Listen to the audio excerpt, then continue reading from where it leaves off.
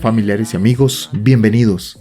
Esto es Atípico y les agradezco una vez más por acompañarme nuevamente en este episodio. Gracias por sus muestras de cariño, gracias por sus comentarios, por sus mensajes, gracias por compartirlo y recomendarlo a otros. Ustedes son una bendición para mí, de verdad que sí. Un abrazo enorme a cada uno de ustedes.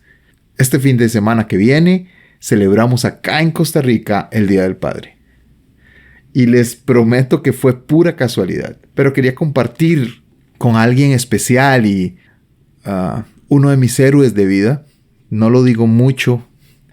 Nuestra relación o mi relación con mi papá fue un poco caótica en mi adolescencia. No por él, sino por mí. Pero hemos aprendido a amarnos bien, hemos aprendido a crecer.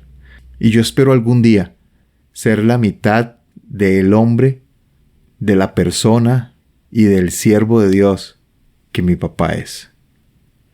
Soy sumamente honrado de mostrarles esta pequeña entrevista que le hice. Él tiene casi 50 años como ministro de Dios, como ministro de la palabra, como pastor, como quieran llamarle. Y ha sido un hombre íntegro, ha sido un hombre especial, que ha tocado las vidas, estoy convencido, que ha tocado las vidas de cada persona que ha pasado o que lo ha conocido. No hay nadie que conozca al pastor Luis Salazar que no tenga un concepto agradable, bueno de él. Con todas las excepciones que las personas podemos tener, ¿verdad? Pero sé que para quienes han conocido al pastor más que a mi papá, él ha dejado huella en sus vidas con el amor de Dios que refleja cada día. Lo amo montones y esto es un pequeño homenaje a él. Le hice una entrevista y le pregunté por ciertas cosas del ministerio y pues acá les dejo lo que compartimos, lo que él pudo expresar. Sé que no es suficiente y sé que no puedo plasmar en ese tiempo que le pregunté cosas y que él respondió la gran persona que él es, pero espero que ustedes puedan conocer un poco más de él.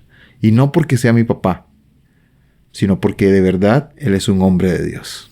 La entrevista es un poco larga, pero no es aburrida. Disculpen, traté de editarla lo más que pude.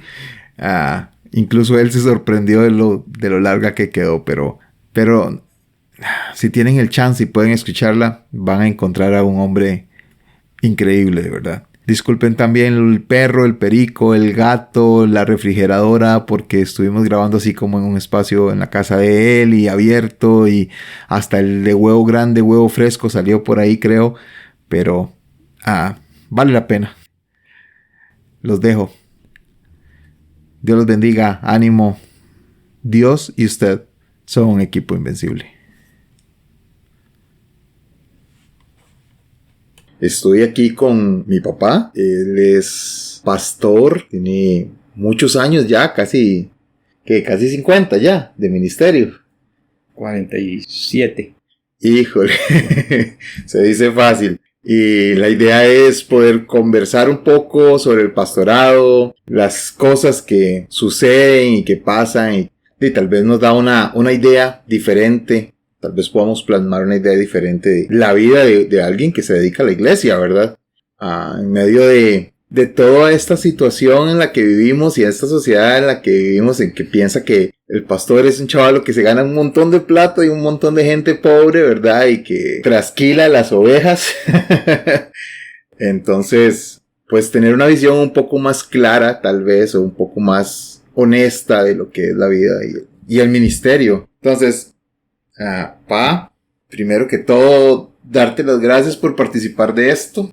Agradecerte también por ser mi pastor. Casi nunca agradezco eso. Pero de verdad por pastorearme. Yo sé que soy una oveja difícil. Entonces, gracias por eso. Vamos a empezar con algunas preguntas. Primero que todo, ¿qué es ser pastor? Es una pregunta muy directa y voy a tratar de dar una respuesta directa. Ser pastor es alguien que tiene pasión y corazón para cuidar y alimentar a las personas que tiene a su cargo en este sentido, o así, pero en el sentido del cuidado de la gente, alguien que tiene pasión, corazón y toda la determinación para darlo todo por esas personas con las cuales trabaja. ¿Y cómo alguien, digamos, dice un día, yo quiero ser pastor? O ¿cómo surge eso? Digamos, ese deseo, esas ganas o ese buscar, ¿verdad? Ser pastor de una iglesia, tener un grupo a su cargo. Porque muchos dirán, o yo he escuchado mucha gente decir, es que tú voy a ser pastor porque así toda la plata que me gano, ¿verdad? Pero ¿cómo nace ese deseo? Primero que todo, tenemos que verlo como un don concedido por Dios, como una gracia que se nos imparte, que brota en lo profundo de nuestra naturaleza, que nos inclina hacia eso, que nos sentimos llamados, vocacionalmente nos sentimos que estamos siendo alados hacia esa tarea en forma particular. Y en el caso mío, yo desde muy niño sentía esa pasión, cuando prácticamente no conocía nada de Dios, pero sí sentía esa pasión por servir a Dios de alguna manera. Ni idea tenía de cómo, pero estaba eso ya en el corazón mío.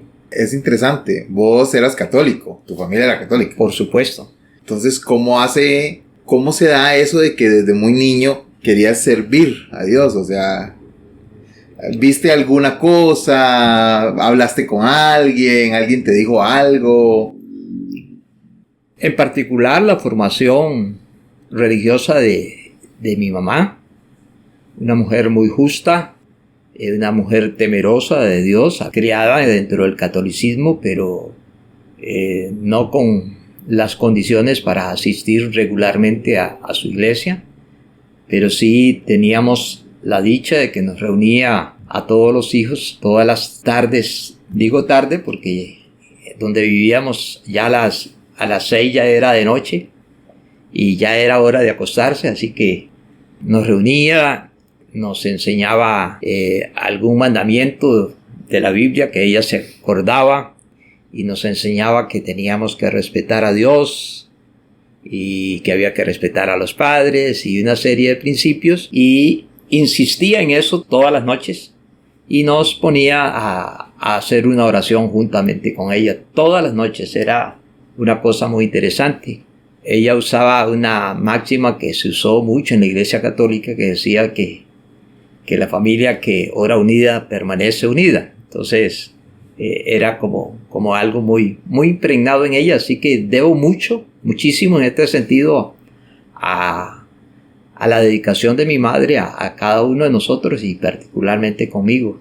Digamos, entre tu conversión a Dios y el empezar a trabajar en el ministerio, vos decís, sí, esto es lo que quiero hacer el resto de la vida. O sea, para esto fui creado, para esto fui hecho, o para esto fui llamado. ¿En qué momento? ¿Hay un punto especial? El día de mi conversión, ese día innatamente brotó dentro de mí, esto es lo que yo quiero y yo quiero hacer esta tarea en la comunidad donde vivo.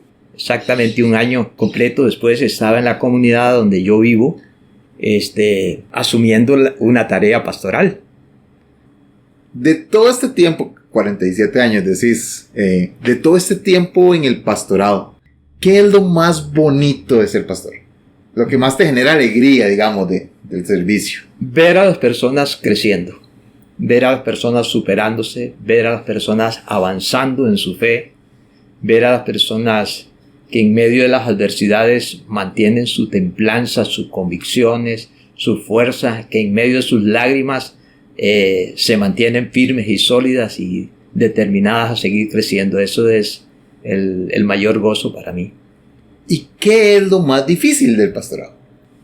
Quizá lo más difícil del pastorado es tener que llorar a veces a solas o sobrellevar las cosas a veces a solas, porque hay cosas que, sobre todo en la etapa de formación mía en el ministerio, era una cosa muy solo del individuo, muy solo de la persona. Entonces sobrellevar las cargas, cuando encontrás personas buenas, dispuestas a servir, a amar a Dios en grandes crisis y te sentís incapaz y insuficiente para ayudarles a sobrellevar sus situaciones, es una etapa dura para uno. La sufre uno fuertemente y a veces uno tiene que descubrir cómo esas etapas pueden inclusive afectarle su relación diaria con Dios. De manera personal, ¿cuál decís vos que es el mejor recuerdo que tenés de estos años de ministerio? Es una gran pregunta, porque cada día es una experiencia nueva, vitalizadora para la vida de uno, pero algo que agradezco diariamente al Señor es ver a mi familia unida y mi familia perseverando y creciendo en el Señor en medio de todas las luchas de la vida diaria. Creciendo y perseverando en el Señor es una satisfacción muy profunda. Y por otro lado, ¿cuál es el recuerdo más difícil que tenés de tu labor como pastor? Te puse en jaque. Quizá cuando haya yo sin la intención de querer dañar a alguien, si no tuve la habilidad o la sabiduría adecuada y logré lastimar a alguien, esas son las experiencias que más me duelen y más me marcan. Y también agradezco muchísimo en este sentido a aquellos que han sabido perdonarme. ¿Necesitan los pastores ser pastoreados? Por supuesto. Todo pastor necesita de una u otra manera un líder o un equipo de trabajo, líderes importantes y respetables, que puedan ser de orientación, de ayuda, de motivación y de apoyo en situaciones difíciles y en situaciones buenas también. ¿Qué pensás vos de los pastores que simplemente dicen, no, yo no necesito ser pastoreado porque yo soy pastor y no tengo que rendirle cuentas a nadie, solo a Dios? Bueno, les respeto, pero siempre hay una preocupación de que las personas con esa posición puedan verse en una situación de necesidad y no haya quien acudir, y entonces pueden incurrir en situaciones no sanas para ellos. ¿Alguna vez a lo largo de estos 47 años, casi 50, te has sentido desalentado en el ministerio? Todos pasamos por etapas de algún desánimo. Emocionalmente puede ser que uno se siente caído, pero ahí es donde la palabra de Dios, la convicción en las promesas de Dios nos ayudan a sostenernos. Punto. Aprender a caminar a pesar de todo. Pero sí, es propio que anímicamente podamos tener momentos de desánimo. Okay. ¿Y cómo entonces hace un pastor para permanecer espiritualmente saludable a lo largo de su ministerio? La alimentación diaria de la palabra de Dios va a ser su sostén. Nadie puede sostenerse si no se alimenta adecuadamente, si no fortalece sus convicciones, aun cuando puede estar en un estado de profundo desánimo. Si se mantiene en la palabra de Dios, si se apoya en las promesas de Dios, va a encontrar que de la palabra de Dios va a brotar la fuerza para sobreponerse. A veces tenemos que caminar por la pura convicción, donde no vemos ningún sol delante de nosotros, pero seguimos convencidos y confiados en que la palabra de Dios permanece y permanece para siempre. Yo tengo claro que nuestra relación familiar ha mejorado montones. Con la ayuda de Dios y gracias a Dios y al esfuerzo de todos, pues ha mejorado muchísimo nuestra relación como familia, y pues también mucho debido a la madurez y todas estas cosas. Pero ¿cómo debe lidiar el pastor con su familia teniendo tanta responsabilidad también en la iglesia? ¿Qué pensás que son las no sé, tal vez los lineamientos básicos que debe tener el pastor con su familia para lidiar con todo el asunto, ¿verdad? Porque aparte de pastor es padre, esposo, hermano. Sí, quizá la parte más difícil es aprender a conversar. Para mí una de las grandes deficiencias es que nos cuesta conversar. Pero si podemos ser francos, si podemos ser sinceros, si podemos lograr conversar, que no es lo mismo que yo desatar todo lo que tengo en mis emociones y tirarlo, sino poder realmente conversar. Si logramos conversar, vamos a lograr superarnos. Para decirte un ejemplo, en una ocasión, tu mamá me dice, Luis, necesito hablar con vos. Y yo le dije, mira, en este momento estaba haciendo algo ahí en el patio y le dije, estoy que no aguanto ni el cuello de la camiseta, de la camisa. Le digo, pero dame una hora de chance y conversamos. A la hora vine, me alisté, me cambié, me bañé y todo. Le dije, ¿podemos hablar? Esas cosas a veces son pequeños detalles, pero pueden ser muy importantes a la hora de mejorar las relaciones. Y una tendencia muy propia de todos los seres humanos es querer cambiar a los demás a la fuerza y que tienen que pensar definitivamente como yo pienso y hacer las cosas como yo pienso. Y ese es un obstáculo también que a veces nos impide fortalecer las relaciones. Bien. ¿Qué es lo más difícil de trabajar, hablando de la familia, qué es lo más difícil de trabajar con nosotros en la iglesia como familia? Tienes que lidiar con mi hermana en la música y todo el asunto, conmigo también ahí en la labor medio pastoral, con mi mamá. O sea, ¿qué es lo más difícil de trabajar en la iglesia con nosotros? Cuando hay exceso de confianza, es muy fácil que ese exceso de confianza nos lleve a pasar límites. Uh-huh. Y cuando esos límites se pasan, es donde tenés que reflexionar, ¿qué hago en este momento? ¿Me espero? ¿O tomo la decisión en ese momento? ¿O tengo que hacerlo en otro momento? ¿Verdad? Entonces, es quizá esos momentos donde, o ya sea yo, o ya sea alguno de la familia, alguno de todos nosotros, que se pasa esos límites, es una parte donde a veces cuesta manejarla. Pero, bueno, es parte del proceso de aprender a veces que pasa aquello o a veces detenerlo en el mismo momento. Es como el punto más difícil a veces. Es complicado, sí.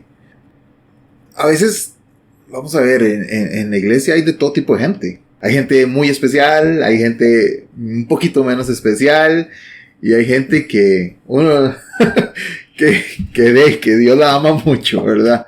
Pero ¿cómo lidia un pastor con este tipo de gente que siempre está opuesta? Sí me voy a entender. La gente siempre está diciendo que no, la gente que no quiere, la gente que siempre está en oposición. ¿Cómo se lidia con la oposición en el pastorado? Bueno, de nuevo es como el desafío de identificar si la oposición es algo premeditado de las personas o si es producto de su formación o de su forma de ser, porque existe la posibilidad entonces de conversar con las personas y ayudarlas a cambiar, ayudarlas a que ellos asuman retos nuevos y a superar hábitos que no convienen. Pero no es tan fácil, ¿verdad? No es tan fácil. Y a veces cuesta poder tener claro si es toda una disposición ya inclinada a tener ese espíritu de contienda, ¿verdad? La Biblia habla mucho de la contienda y a veces no la tomamos en cuenta, pero hay a veces una actitud de contienda en la vida de las personas que lo que quieren es como estar pegando el clavo, ¿verdad? Y estar dañando. Pero bueno, es el desafío de uno de querer trabajar con aquellas personas que sí quieren avanzar en su vida cristiana. ¿Qué peligros tiene el pastor que evitar en su ministerio? el exceso de confianza puede llevarnos a dormirnos en nuestra tarea de estudio, de alimentación propia con la palabra de Dios, en el cuidado propio de la vida de oración, el exceso de confianza a veces con los mismos hermanos. Recuerdo que un hermano siempre estaba vacilando porque si perdía el equipo del color mío, entonces decía, ¿vistes? Le dimos una paliza a esos. Y en una ocasión yo le pregunté, ¿y qué le pasó hoy a su equipo, verdad? Y eso llevó a que esa persona inclusive se retirara ahí de la iglesia. Entonces yo me dije, pequeñas cosas por un acto de confianza de que ya siempre estábamos vacilando, y yo tenía la tolerancia, pero lastimosamente al hermano a quien le pregunté, ese día no estaba con la tolerancia alta, y entonces de ahí se rompió una bonita relación ahí, aunque ya está restaurada, pero sí esta persona se alejó de la iglesia. De todas las cosas que los pastores deben hacer, de todas las funciones, de todos los oficios que deben hacer, ¿verdad? Estoy hablando de tenés que oficiar bodas, tenés que oficiar matrimonios, presentar niños, predicar los domingos, orar, ir a visitar a los hermanos, sin fin de cosas, porque hasta labores de jardinería, de arquitectura, de todo. Pero de todas estas cosas que envuelven, que involucran el ministerio pastoral, ¿cuál es la que más te gusta hacer? Una parte importante que me gusta mucho es tratar a los niños del mejor modo posible. Trato de ver en ellos lo mejor. De hecho, si para una familia lleva niños, yo lo primero que saludo son a los niños. Para mí son tan importantes. Ok. ¿Qué te hubiera gustado saber a vos del ministerio antes de empezar? ¿Te hubiera gustado que alguien te hubiera dicho, mira, Luis, tal cosa va a pasar, o tal cosa va a suceder, o tal cosa no la vas a tener? Sí, quizá en la etapa que yo entré al ministerio hubo muchas cosas que desconocía, cosas que pensé que se resolvían solas, pero no se resolvían solas, había que enfrentarlas, había que resolverlas, pero como en este momento específicamente decir una es un poquito complejo. Ok, con toda la experiencia que tenés ya, con todos los años recorridos, con todas las lágrimas, las risas, los momentos buenos, los momentos malos, si te encontraras a Luis de los 70s, empezando su ministerio pastoral, ¿qué consejo le darías? Muy buena pregunta. Hágalo. Hágalo. No hay profesión más hermosa que esta. Hágalo. Y hágalo con todo su corazón. Disfrútelo, llórelo, porque va a tener que llorarlo. Habrá momentos difíciles. Habrá momentos en que la gente, ya sea dentro de la iglesia o fuera de la iglesia, te toca la familia, y eso duele profundamente, pero hay que hacerlo y vale la pena realizar el trabajo pastoral. Yo le diría, hágalo con todas sus fuerzas. Ok, tengo unas preguntas rápidas y un poco diferentes. ¿Qué hace el pastor cuando no está predicando? Cuando no está en la iglesia, porque la gente piensa que el pastor no hace nada. Pero ¿qué hace durante la semana un pastor? Primero, su vida devocional. Es una práctica que no puede faltar. Y yo a veces pregunto, ¿quién sabe si yo oré o no oré? Si yo estudié la Biblia o no. Si yo atendía a alguien o no. Si yo salía a evangelizar o no. Si yo invertí bien el tiempo durante la semana o no. Nadie lo sabe. ¿Quién lo sabe?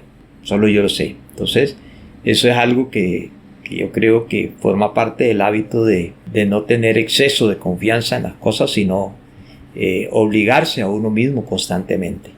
Entonces eso nos lleva a no solo a tener tiempos fijos de oración, sino estar siempre dispuestos a cualquier hora y a cualquier momento. No es que uno, porque no está ahí, es que está totalmente librado de qué, no. Es que es demasiado difícil, es algo que ya está impregnado en la vida de uno. ¿Cómo es el matrimonio de un pastor? Por supuesto que es un matrimonio igual que todos los otros, nada más que con una serie de variantes, ¿verdad?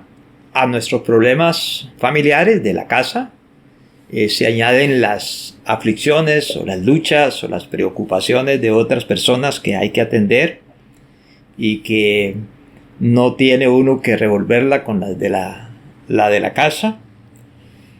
Y por otro lado también uno lidia porque generalmente la esposa quiere saber, bueno, ¿qué pasó allá? ¿Qué te dijeron? ¿Dónde andabas? ¿Por qué? ¿Quién dijo? ¿Quién no dijo? Y entonces vos decís, no, todo está bien, ya atendí a la gente, pero hasta ahí, ¿verdad? Trato de dejar la mayoría de cosas allá guindadas en la puerta afuera, el portón, pero esas son cosas que se añaden. Y como dije al principio, hubo una semana muy difícil y me levanté como a las 5 de la mañana y veía una taza que estaba sucia ahí con un poquito como de café y me molesté a tal grado que quería ir y levantar a tu mamá y decirle que estaba esa taza ahí. Pero me detuve en el camino y empecé a meditar, y después de unos 4 días de hacerle mente a la cosa, recuerdo que un problema de una familia muy linda, muy hermosa, con una crisis tan cruda, y yo me sentí tan impotente para poder ayudar a esta familia, y entonces descubrí que la situación de esa familia la había traído a la casa, yo la estaba llevando dentro de mí, y ahora empezaba a querer explotar dentro de la casa y traer conflicto a la casa. Entonces tuve que aprender esa experiencia me enseñó a decirle, Señor, son tus hijos, no puedo hacer nada más que aconsejarlos y depositarlos en tus manos, pensando en que tu fidelidad será suficiente para ellos. ¿Los pastores son millonarios? Seguramente que algunos son millonarios, y qué bueno por ello. Me alegra, de verdad que sí.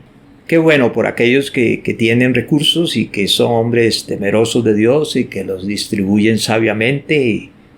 Pero la mayoría de pastores no son gente millonaria, si lo consideramos como esa idea que el mundo tiene. Aunque alguien dice que si ya tenés tu casa y techo y agua, sos millonario, ¿verdad? Te encontrás dentro de los millonarios. Entonces, en ese sentido sí, pero en el sentido ese de que hay demasiadas cosas, no en ese sentido, no. O sea, la mayoría de pastores no son. Que cualquiera se puede hacer pastor para ganar plata. No es cierto.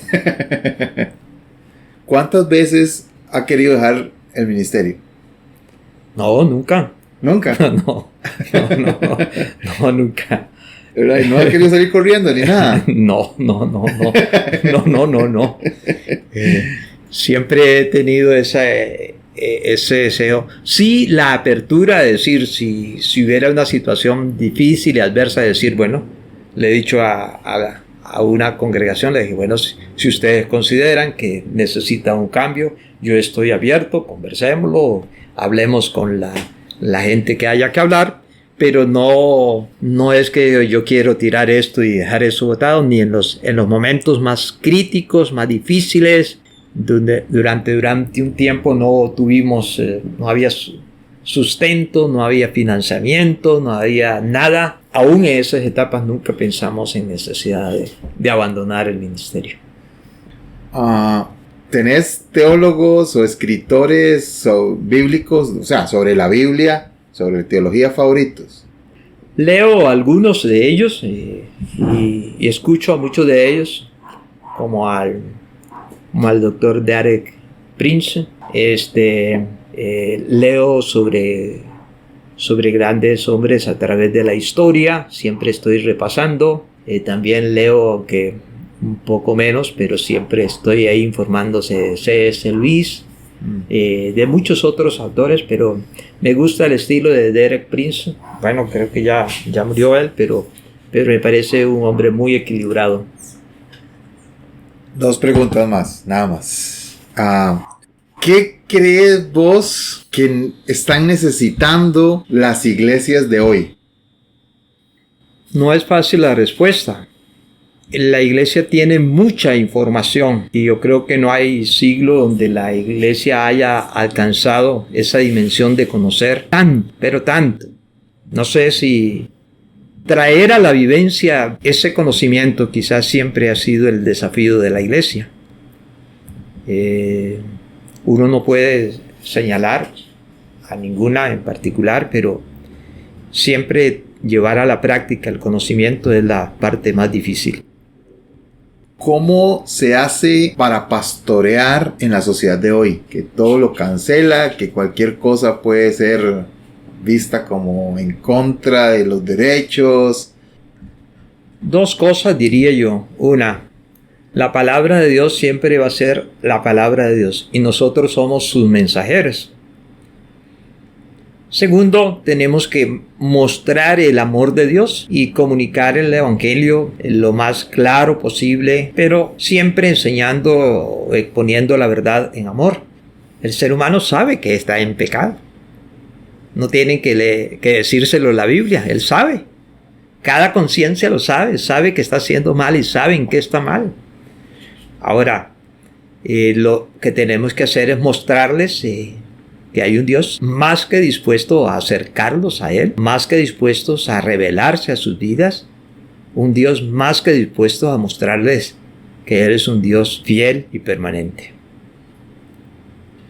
Gracias.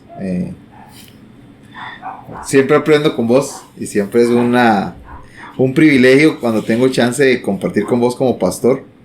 Obviamente como papá también, pero como pastor es una bendición y es un privilegio y pues no, nada, hoy aprendí un montón y yo espero que la gente que escuche esto también puedan conocer cuál es la visión de alguien que trabaja en esto, que ha vivido dedicado a esto y cómo puede ver el mundo, ¿verdad? A veces tenemos un concepto súper errado de lo que es trabajar en la iglesia o ser pastor y pues ojalá que esto sea de bendición para alguien. No sé si querés decir, no sé, un último consejo o algo que quieras que la gente sepa sobre los pastores.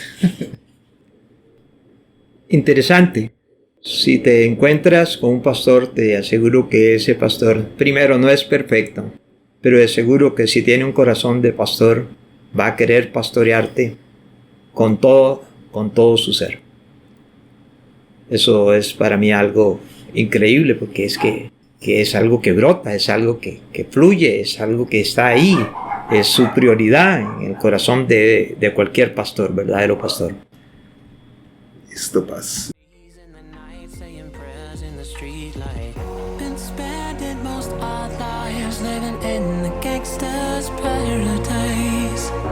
Spending most our lives living in the gangster's paradise.